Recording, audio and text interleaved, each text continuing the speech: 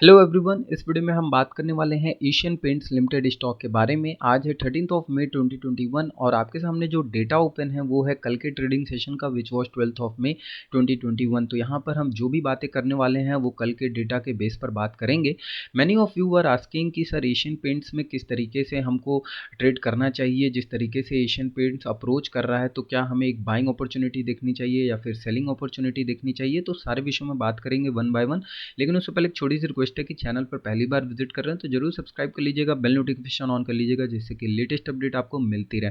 तो यहाँ पर एक के बाद एक मैं सारी क्वेरीज को उठाने की कोशिश करूंगा। देखिए, पूरे एक वीडियो में सारी क्वेरी लेना इम्पॉसिबल है, बहुत ही ज़्यादा लेंदी वीडियो हो जाएगी, तो इससे कोई मतलब नहीं रहेगा। मैं वन बाय वन ट्राई करूंगा कि सारे ही वीडियोस में एक एक दो दो क्वेरीज उठाते जाऊं और आप लोग के क्वेरीज का आंसर करते जाऊं। तो यहाँ पर सबसे पहले एक हमारे विभोर भाई हैं, उन्होंने पूछा है कि सर डिलीवरेबल क्वांटिटी या डिलीवरेबल परसेंटेज हमारा अगर बढ़ रहा है किसी स्टॉक में, किसी भी स्पेसिफिक स्टॉक में, तो वो क्या हमारे फेवर में ही जाएगा। वाइस वर्सा भी अगर कर देते हैं, यानी अगर कम हो रहा है, घटता चला जा रहा है हमारा डिलीवरेबल क्वांटिटी और परसेंटेज, तो क्या वो हमारा सेल साइड ही जाएगा। तो ये देखिए, ये दोनों डिपेंड होता है बहुत ही चीज़ों पर। हमारी एनालिसिस जो है वो हमारे ही ऊपर डिपेंड है।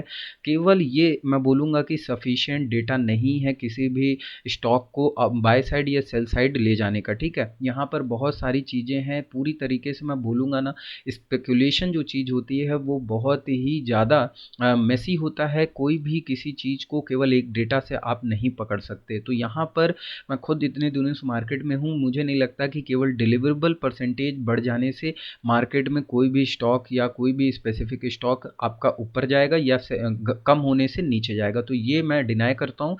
ठीक है, और पहले देख लेते हैं इसका एशियन पेंट का, जो कि हमने हमारे राहुल भाई ने पूछा है कि एशियन पेंट्स का जो ब्रेक पॉइंट है, यानी कि अगर ब्रेक डाउन होता है तो कौन सा लेवल जो होगा आप सजेस्ट करोगे कि जहाँ से हमको एंट्री नहीं करनी चाहिए और वहाँ से कॉशियस हो जाना चाहिए। तो डेफिनेटली देखिए, बहुत अच्छा क्वेश्चन है।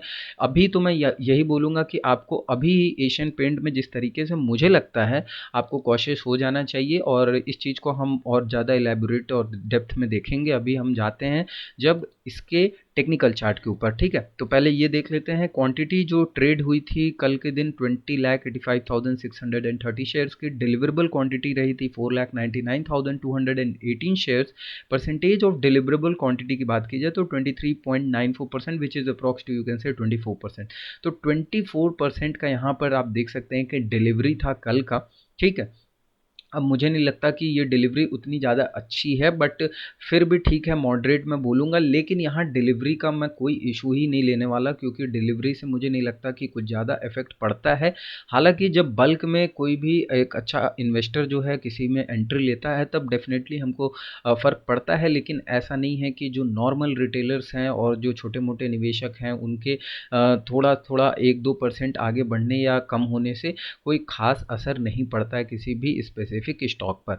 ठीक, अब ये तो बात हो गई हमारी डिलीवरी की। अब आ जाते हैं हम एशियन पेंट के पहले टेक्निकल चार्ट के ऊपर। ठीक, अब ये देखिए, यहाँ पर हम दूसरा क्वेरी ले रहे हैं कि सर कौन सा लेवल होगा कि जहाँ पर हमको एक कॉशियसली देखना चाहिए। तो बहुत ही यहाँ पर मैंने सिंपल सा एक लाइन बना दिया है। इस लाइन से मैं, क्योंकि कोई भी टेक्निकल इंडिकेटर मैं यूज़ नहीं करता, आई पर्सनली फील कि जो सबसे बेस्ट चीज़ है वो मुझे लगती है प्राइस एक्शन, जिसमें से मैं केवल हॉरिजॉन्टल और यहाँ पर हॉरिजॉन्टल से ही रेजिस्टेंस और आप कह सकते हैं support, demand zone, supply zone सब प्लॉट करता हूँ केवल हॉरिजॉन्टल से। I don't even believe in trend lines. तो ये चीज़ का भी हो सकता है कि आपको एक मुझे लगे कि डिसएडवांटेज होगा मेरा, तो ऐसा मेरा है मानना।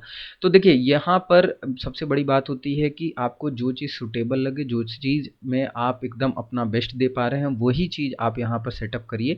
तो मुझे टेक्निकल इंडिकेटर्स में बहुत सारे ग्लिचेस लगे थे फर्स्ट ईयर जब मैं था यहाँ मार्केट में, तो मैंने बहुत सारे लॉस किए ड्यू टू टेक्निकल इंडिकेटर्स। तो इस वजह से धीरे धीरे स्विच करते करते करते करते अब मैं यहाँ पे हूँ।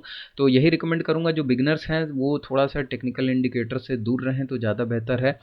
वॉल्यूम जो है सबसे बड़ा रामबाण है मार्केट में, वॉल्यूम ही सब कुछ है आपके लिए। वॉल्यूम अगर है तो समझ लीजिए कि मार्केट में आप यहाँ पर सर्वाइव कर जाएंगे। अब देखिए यहाँ पर आ जाते हैं पॉइंट पर। पॉइंट क्या है कि सर कहाँ पर हमको बाइंग लेनी चाहिए या कहाँ नहीं लेनी चाहिए। तो देखिए 2510 यहाँ आपको दिखाई दे रहा होगा।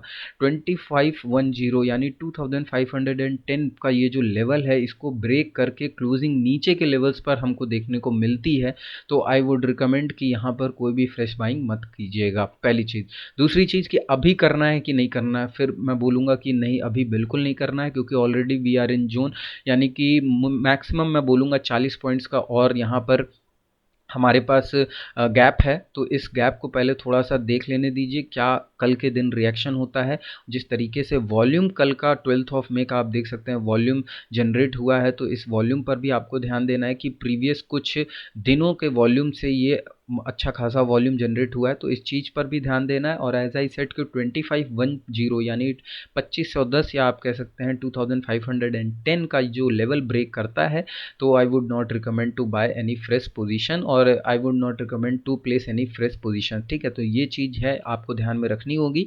और यहाँ आई होप आपको चीज़ें समझ में आ रही होंगी जो मैंने बताई हैं, और जो आपको समझनी थी मैंने बता दी। 2510 का जो लेवल है ये ब्रेक होता है, ठीक है, डाउन साइड में क्लोजिंग होती है, तो कोई भी फ्रेश बाइंग नहीं लेनी है। लेकिन if we get any reversal, तो मुझे लगता है कि आप as a swing of positional थोड़ी सी क्वांटिटी में कुछ पॉइंट्स के लिए प्ले कर सकते हैं, वो भी कल के ट्रेडिंग सेशन के बाद, कल के ट्रेडिंग सेशन की क्लोजिंग के बाद पता चल जाएगा आपको कि किस तरीके से आपको प्ले करना है। तो बस इस वीडियो में ये छोटी सी इन्फॉर्मेशन थी। आई होप वीडियो अच्छी लगी होगी। वीडियो अच्छी लगे तो लाइक करिएगा, सब्सक्राइब कर लीजिएगा चैनल को। धन्यवाद।